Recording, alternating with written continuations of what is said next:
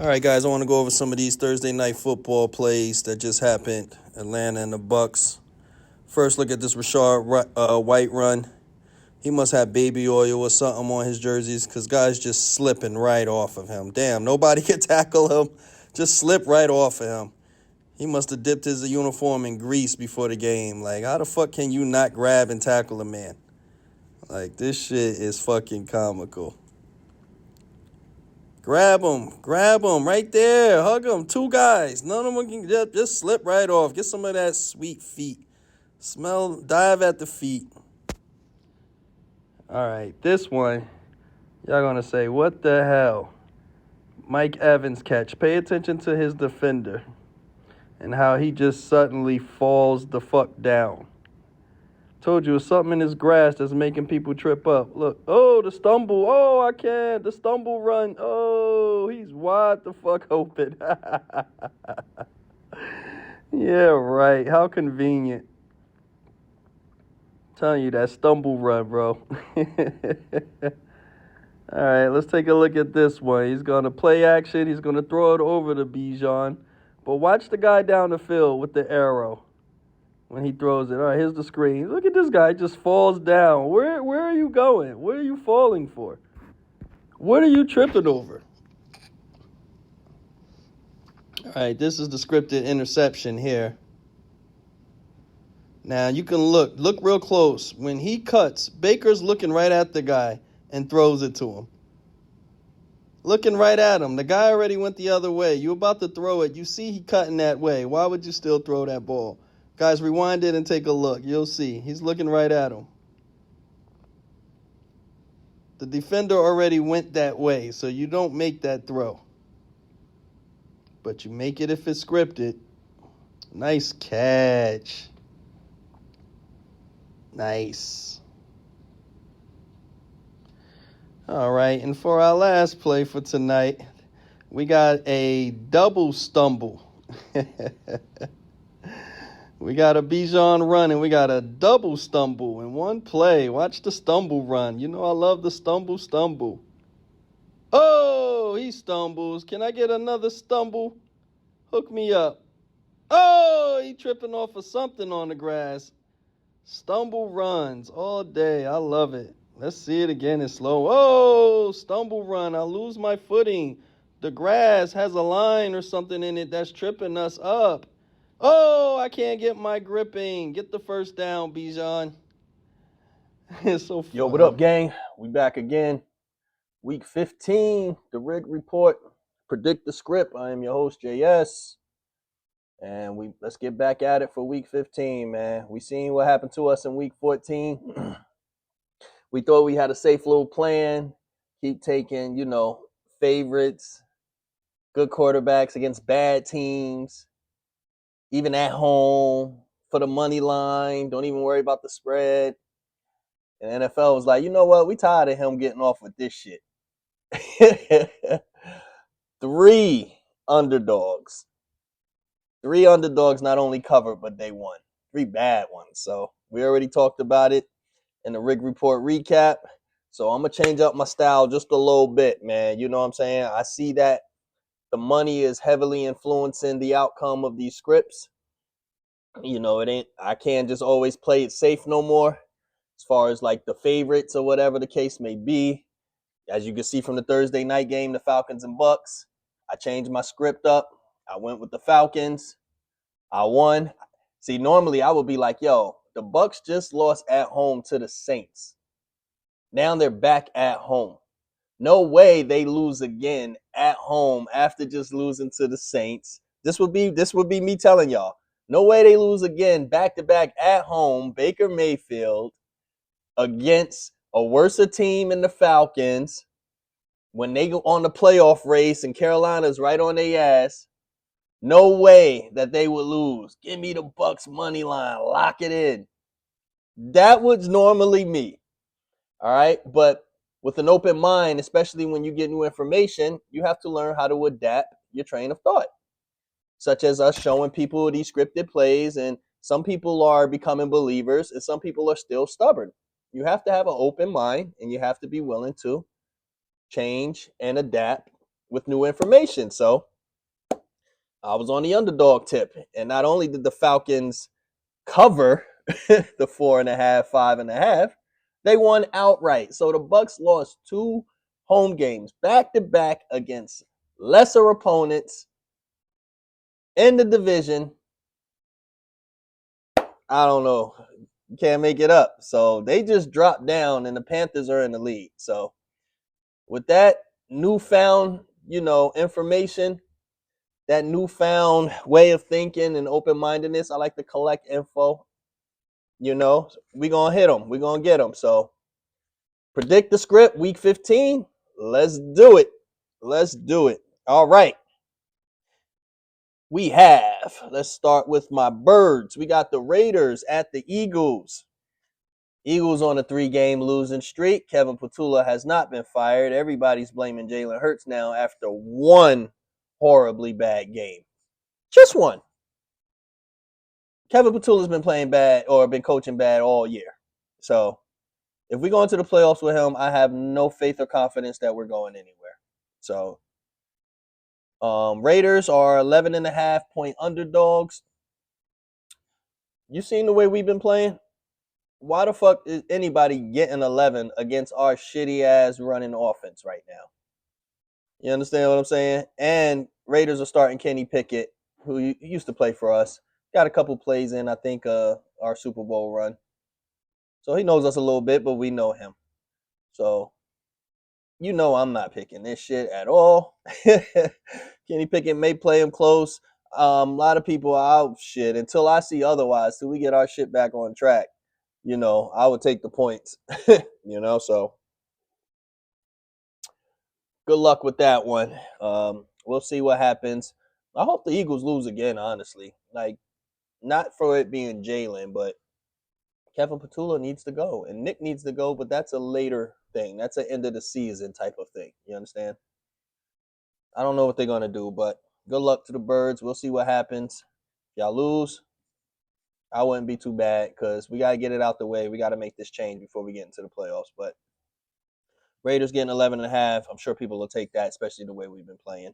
All right, we're going to move on to the next game. We got the Browns and my boy Shador going against the Bears. Browns are getting 7.5 on the road against Caleb Williams and Ben Johnson. And Bears just lost last week in a good matchup, though. I believe it was against the Packers. The Browns lost to the Titans in a year-right game at home against the Titans. So now they're on the road against Bears, a much better team who are 9-4, and they're getting 7.5. I can see now the Browns defense waking back up, showing back up, and playing tight against the Bears. And then it's Caleb versus Shador. But Shador doesn't have a coach that's on his side. And this is very interesting. I just found out, how we're playing the narratives and entertainment, right? Looking on TikTok, and I've noticed something, and you guys can notice it too. Kevin Stefanski, please Google who his wife is. I believe her name is Michelle. Then when you see Michelle, Google who Michelle's dad is. Michelle's dad is Tim McCarver. And that says a lot because for the old heads who know the old players, who Tim McCarver was a reporter back when Deion Sanders was playing, when he was playing baseball and football. And Tim McCarver was giving Deion a lot of flack in the papers about him playing both sports and going back and forth. So when Deion and the team won in baseball, he got a bucket of ice water, went to Tim McCarver, and splashed it in his face. They didn't like each other. He said, you can watch the clip online. Tim McCarver. Deion, oh, you're a real man. You'll do that. And reported him and stuff. So Tim McCarver cannot stand Deion Sanders. And Kevin Stefanski marries Tim McCarver's daughter. For those who didn't understand, myself included, why this man dislikes Shador so much, we have our answer. So yes, the NFL doesn't want him to succeed because of Deion and the prime equity contract that he has, and bravado and all of that. But on top of it, we wondering why Kevin Stefanski keep doing this man dirty. He's married to the daughter of Tim McCarver. So he could be like, yo, I'm doing this for my stepdad. Dion treated him bad, so I'm going to treat his son bad. You think shit like this don't matter. It shouldn't if we're playing real football, but look at it. Look it up. Very telling why this man doesn't like Shador. It's payback for his stepdaddy. All right, so Brown 7.5 on the road. I'm gonna fall back from this one. You know what I mean? And just enjoy watching Shador develop. You know what I'm saying? And keep in mind, this man only had a few weeks with the first team reps, and look how good he's doing. So I think they found a quarterback for the future. Will they keep him? We don't know because it's the Browns. We're the Cleveland Browns. You have no idea how fucking dysfunctional that organization is. All right. So we're going to move on to the next game. We got the Ravens at the Bengals. Ravens need to keep up with the Steelers, who are in the lead for that division. Bengals just lost at Buffalo, but they covered. Before that, they just beat the Ravens. So this is the second game in 3 weeks. And I believe they beat them something like 32-14. They beat them good. So now the Ravens have a chance to get back on Bengals turf. Ravens are getting 2.5. They've been looking very bad. Very bad. Lamar hasn't been running. Derek hasn't been successful getting open, breaking holes. Zay Flowers can't find the end zone to sniff his life. And he's barely effective, man. This is bad, I can see the Bengals knocking the Ravens out like boop, boop. But we'll see what happens on this one. I know the Ravens really need this win. They're 2.5 favorites on the road. Maybe. We'll see, but they need this win. If they don't get this win pretty much and the Steelers win, they pretty much lock up the division. It'll be too hard to catch up. So we'll see what happens. I'm kind of leaning towards the Ravens in this one. We'll see. All right, moving on. We got the Chargers at the Chiefs. The Chargers just beat the Eagles with a one-handed Herbert. And the Chiefs just lost. Couldn't catch a pass to save their ass. Okay, so now the Chiefs are at home getting 5.5 to the Chargers.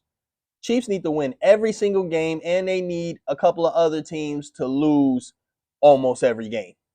So basically, I don't think they're making it. I can see the Chargers putting them to bed tonight. Just win and get them out of here. Like, here, y'all season's over. Kelsey's already ready for marriage and retirement. Like, I'm not touching this. A lot of people are going to take the Chiefs. Oh, must win. They got to win every game out. They're not making the playoffs, bro. I'm convinced of that now. They're not making the playoffs. So you can play devil's advocate and go Chargers with the 5.5 with Mr. Oven Mitt. Or all of a sudden you think the Chiefs are just going to remember how to play ball again. That's why I say it's bullshit every fucking week. They couldn't catch a pass last week. Now watch Kelsey and Rice and all of them go off like the ex-champs they were. Shit is fucking comical. I'm gonna just watch it happen though. I'm not putting any money on that one. This one I will put some money into, and it's very, very fucking suspicious. The Bills are at the Patriots. Patriots are 11-2. 11-2. Already beat the Bills in their own home. Okay? Drake May, MVP runner. Bills are favorite at the Patriots. As up and down as the Bills have been, why are you favorite? Because they won in your home? That don't mean that you're going to beat them in their home. But I know this with the money. All of that money, Patriots, plus money for the win, plus 100, whatever. A lot of public bettors are going to take Patriots. They think they're back. Yes, here come the Patriots again, America's great team. They're going to have a lot of money on the Patriots. So I'm going to play devil's advocate, and I'm going to believe the line. -1.5. I am going to take the Buffalo Bills on the road for a get-back win against the AFC leading Patriots. All right, we're going to switch it the fuck up. Give me Josh Allen in a revenge rematch against Drake May on the road in Foxborough in their own crib. He about to come in there, make a couple sandwiches, put his feet up on the couch. Fuck your couch. Give me the Bills minus the 1.5 in Foxborough. That's what we doing. That's the kind of energy we starting off with. You feel me? Let's dig it. Let's see what happens, All right, moving on. Let's get to the 1 o'clock Commanders versus the Giants. Snooze fest. This is one I would rather pick my nose than pick this game. No Jaden Daniels. He shouldn't have played last week. So you got Jackson Dart at home versus Mariota. Giants are minus 2.5. Good luck. Y'all let me know who y'all like. Good luck. Next, we have the Jets at the Jaguars. The Jets are starting their rookie QB, B. Cook. I don't know if it stands for Brian or not because I don't know the guy. And we have Trevor Lawrence at home again. The Jaguars are rolling. They are in the division lead. They are 9-4. They just beat the Colts.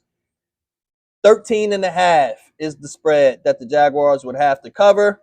The defense is going to ball out. I don't know. 13.5, I don't know. Especially with the Jets. Jags. Just blow them out more than likely. But good luck for those who taking that. I'm not fucking with that shit. Cardinals and the Texans. The Texans just got a great win against the Chiefs.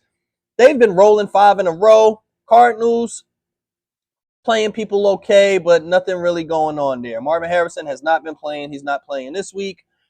Texans are 9.5-point favorites. I can see the public rolling with the Texans with that defense, the way that they're beating people up. So I believe smart money, sharp money will probably be on the Cardinals with the 9.5. They can Jacoby Brissett and Trey McBride can hang with them, get a sneaky little touchdown, or keep it close. I will probably not be picking this game, but good luck to those who do. I don't really see much scriptedness. It was all scripted, but I don't really see a storyline there. You know what I mean? Texans just keep on banging. This is an interesting one. Packers at the Broncos. Broncos are 11-2. Also in the front of the AFC. Packers just got a big win against the Bears last week at home. They are on the road. Nobody can beat the Broncos. The Broncos. Let's see here. The Broncos have won almost, 9 games in a row? They've been rolling everybody. And when they did lose, it was a couple points. Broncos rolling at home. Why are they the underdog? Why are they getting 2.5 at home when they've been beating everybody? Jordan Love looks good. I like what I'm seeing. They're grinding games out. They're getting wins. Why is the Broncos underdogs at home? The public's taking the Broncos minus 2.5. They're taking them. So I might play devil's advocate on that one because that line don't make sense. And I've learned follow the lines and follow the money. All right, so we'll see what happens in this one. Jordan Love against Bo DB. Very good game. It's going to be very, very exciting. A lot of defense. We'll see. See if I'm making one of my picks. Next, we got the Lions at the Rams. The Matthew Stafford and Jared Goff revenge, swap teams, rematch, whatever. The Rams are 6 points. It was 5.5. They are 6-point favorites against the Lions. Rams are good, but the Lions? 6? You're giving them 6? Rams at home. Stafford looks great.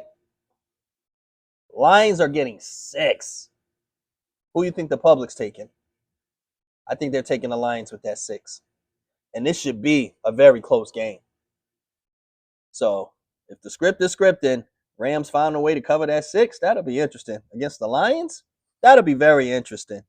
I'm very intrigued about that game. Not sure I'm picking it, but I'm very, very, very fucking intrigued about that game. We'll see what happens there. Moving on, we have the Panthers at the Saints. Saints just got a big win at the Bucks, and now they're back at home, so they should be good, right? They just won at the Bucks. If we going from the trends of what just happened, why are they back at home getting points? They're good now. Tyler Shuck is Lamar fucking Jackson the way he was running around last week. But no, they are underdogs. They are getting 2.5 at home against the Panthers, who are in the lead in that division due to the Bucks just losing on Thursday night. I like the Panthers. I never liked the Saints. They got some bullshit win last week, but staying top of the division lead. They're in the division lead now, 2.5. Saints got a lucky fucking win at the Bucks. Now you coming home and you're gonna get spanked low key. Might be close, but I'm taking the Panthers on this one minus the 2.5. I'll take it. Fuck out of here. Saints, that was fucking beginner's luck. That was beginner script. You know what I mean? They fuck with y'all heads. Oh, they just won big. They're at home getting points. Make the public bettors who don't do the research. Oh, let me take the Saints with the points. Give me the Panthers on that one. All right. Moving on. Titans and 49ers. Titans just won at Cleveland. Remember? They ran all through that Myles Garrett defense. But now they're on the road against the Niners getting 12.5. A line that signifies that they are bums. So back to the bums they are. 12.5 again. Huh? What happened? So 49ers, 12.5. That's a lot, but the 49ers are rolling, staying in the playoffs. I don't see much of a storyline there. I think Titans get their ass whipped again. They got their miracle win upset last week. McCaffrey going off. Purdy's back. They're going to make the playoffs, I think. Not much to report on that. All right, now we got the Colts and the Seahawks. Old ass Phillip Rivers back in the league. Yo, we might as well call up LaDainian Tomlinson. Somebody better get Brady back in there. They figure, let's unpack this. Colts just lost Daniel Jones. Sorry for the injury. You know, sad to see, whatever, but Colts were doing good. So instead of them getting a quarterback who's in the NFL, maybe a third string, maybe a backup, maybe see if they can go get Flacco, who's already been in the league, they go and call up Phillip Rivers. Phillip Rivers hasn't played since COVID. Since 2020, 2021. It's been 5 years since this man played professional football. He's currently coaching his son's high school football team. Him and Shane Steichen are very close. They actually share the same offensive playbook or offensive style. The plays that the Colts run are the plays that Phillip Rivers runs for his son's high school team. So he knows the playbook inside and out. So they decide to call him, a man who has not been game shape ready in 5 years, to just automatically appear and start against the fucking Seahawks defense this week. Now, Flacco, Aaron Rodgers, they've been playing every year. Flacco's on the couch. He played last year. He played the year. You know, they're playing every year. Their body is in NFL shape. This man has been teaching high school football, and they got him starting against the Seahawks defense, and y'all think that shit is normal? I'm in my 40s. I can't get out the bed without tweaking an ankle. I can't sneeze without hurting something. This man about to play after 5 years of not playing NFL football, and he's supposed to just go out here and toss it around and nobody's going to crack him. I hope this man don't get killed. I hope this man don't get paralyzed. But of course he won't, because it's scripted football.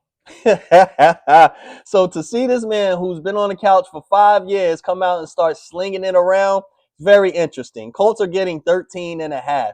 And then they say because he knows the playbook. Okay, but he's not in game shape to take these hits from these NFL players. These guys are rock solid. You can shoulder bump me and fucking dislocate my shit. So it's very funny, but because he knows the playbook. So let me understand this. He teaches his son's high school football team. So you picked up Phillip Rivers. Mind you, he was supposed to be nominated for the Hall of Fame next year.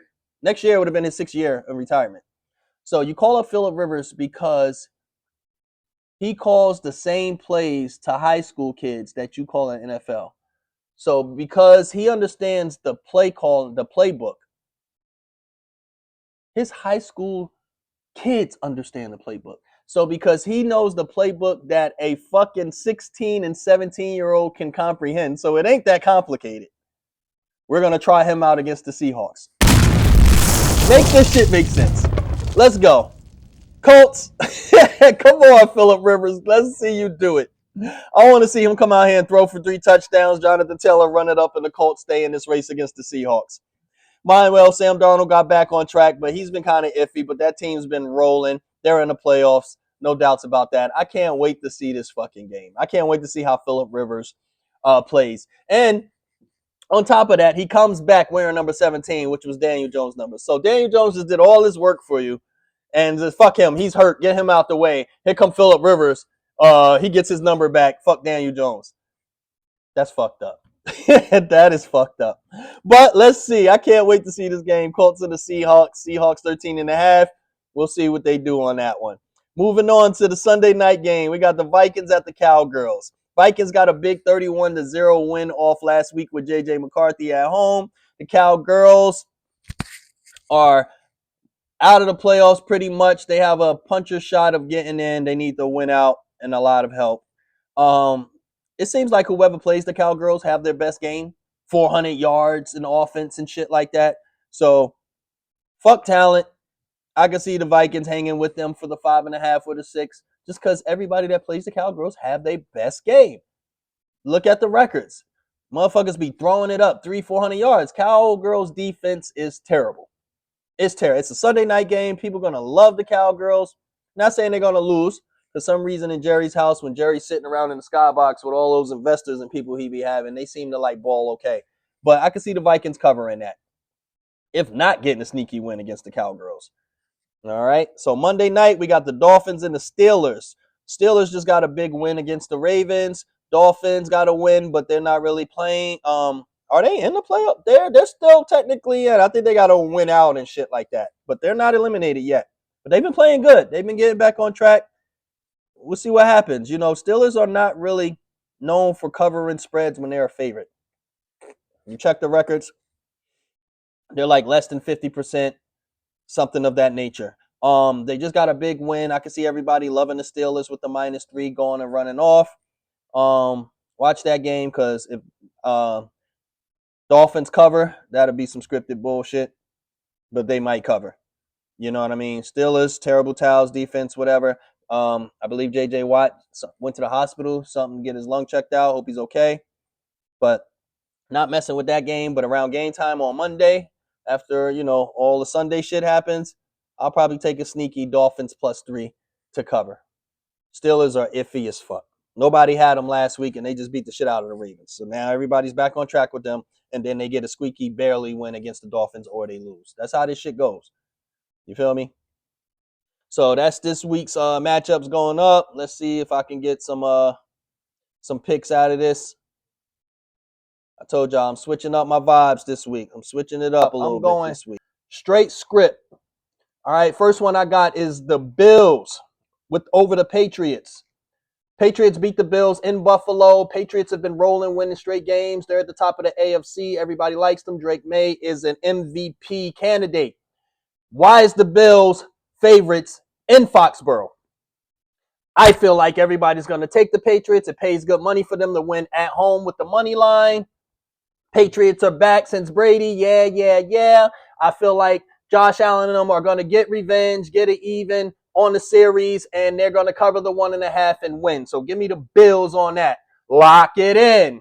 All right, moving on. We're going to go to another favorite that I like on the road. We're going to go to the Ravens. Now, mind you, the Ravens need this win to stay in the race. But mind you, they lost 2 in a row. One was to the Bengals. One was to the Steelers. Now they're right back at the Bengals. So they got to get a win within here somewhere. You understand? It's 2.5. I don't see them losing to the Bengals twice in 3 weeks and then losing all 3 of those and just falling out of the race.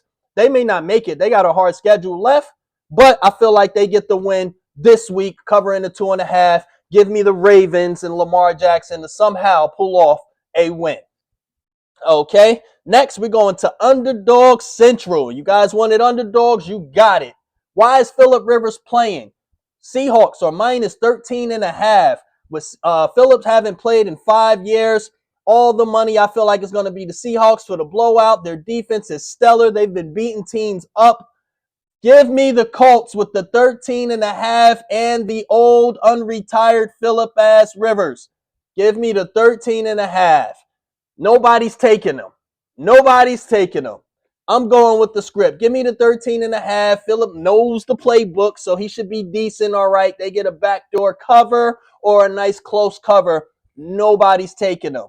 Everybody think the Seahawks are going to roll. Remember, Darnold had 4 interceptions a few weeks ago, no touchdowns. Then he just balled out last week. He's very prone to getting a shitty game under his belt. Let's go with the Colts to keep it close. Give me the script. All right. And the last pick I'm taking Monday night prime time. Steelers just got a big win at the Ravens. They are -3 at home to win by a field goal. Give me the Dolphins. All the money's over there on the Steelers Monday night. Once your tickets all lose or hit or whatever. All the money's on the Steelers just to win by 3. Mike Tomlin is not good when it comes to covering spreads as the favorite. All the money will be on the Steelers. Nobody's trusting Miami. They're getting some wins late in the season, but nobody's trusting them. Give me the Dolphins plus the 3 in Pittsburgh on Monday night. So that is my 4. I told you I'm switching it up. Give me the Bills, road favorite. Give me the Ravens, road favorite. Give me the Colts and Phillip Rivers after 5 years. Give me them. And give me the Dolphins on Monday night to cover the 3 against the Steelers. How you like me now? Lock it in. Feel me? Told you I'm switching it up on them, man. They ain't gonna keep hitting me. I'm picking favorites, money lines. They not winning, whatever.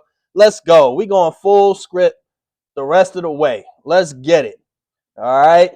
I thank you guys for watching. Thank you for the likes, for the follow, subscribes, guys. We're building. I'm getting a lot of love on TikTok. Please check out that TikTok, the Rig Report. JS is your host. I'll see you for the Rig Report recap later in the week. Peace.